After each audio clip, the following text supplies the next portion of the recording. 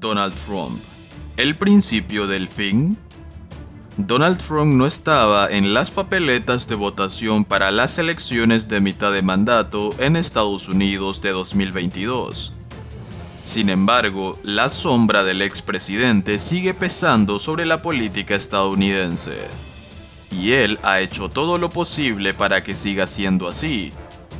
Su intento de marcar la agenda política de 2022 y de respaldar a los candidatos de su estilo parece haber tenido un profundo impacto en las votaciones de este año y tiene implicaciones para las próximas elecciones presidenciales de 2024. El expresidente está sopesando lanzar su candidatura para las elecciones a la presidencia. Anteriormente dijo que anunciaría su decisión el martes 15 de noviembre.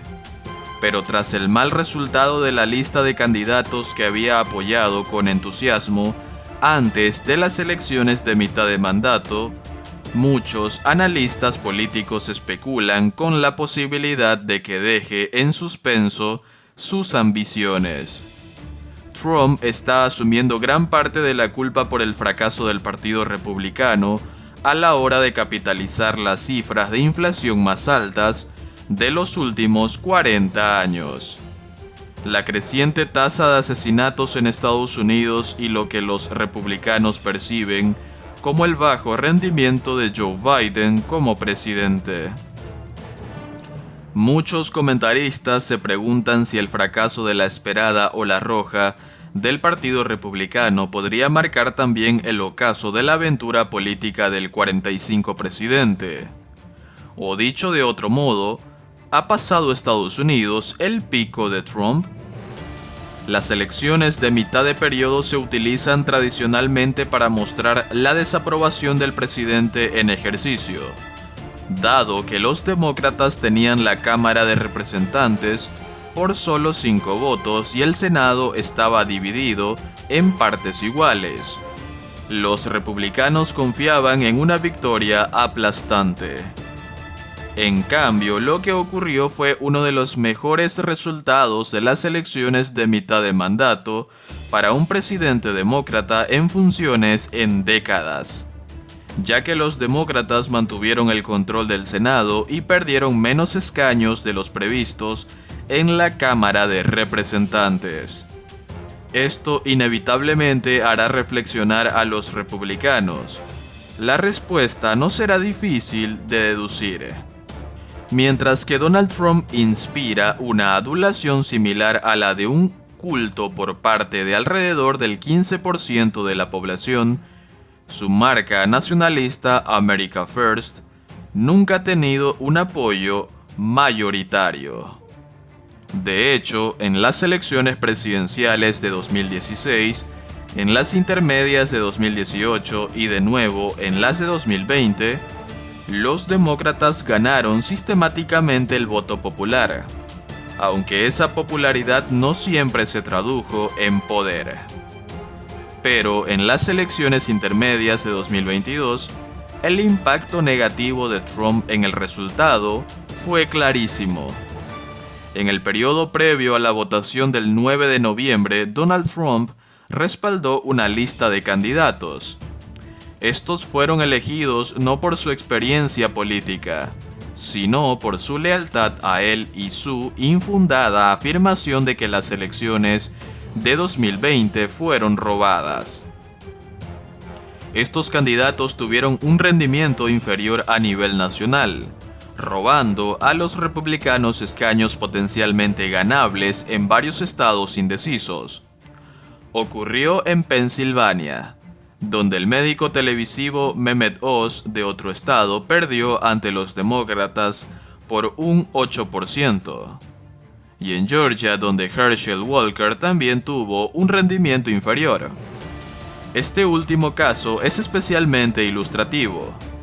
Walker, una antigua estrella del fútbol americano, solo consiguió el 48% de los votos contra el veterano Raphael Warnock y se enfrenta a una segunda vuelta en diciembre.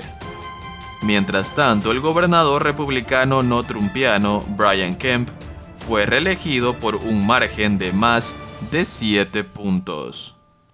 Lo que esto sugiere es la voluntad de muchos votantes de rechazar el extremismo trumpiano sin abandonar necesariamente toda la candidatura republicana. Este patrón se repitió a nivel nacional, ya que los candidatos apoyados por Trump obtuvieron peores resultados que los republicanos de la corriente principal. La negacionista más radicales sacaron unos resultados nefastos.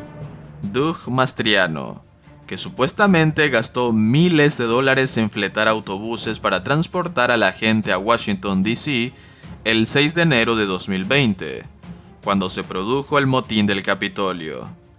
Fue derrotado por 14 puntos en su candidatura a gobernador de Pensilvania.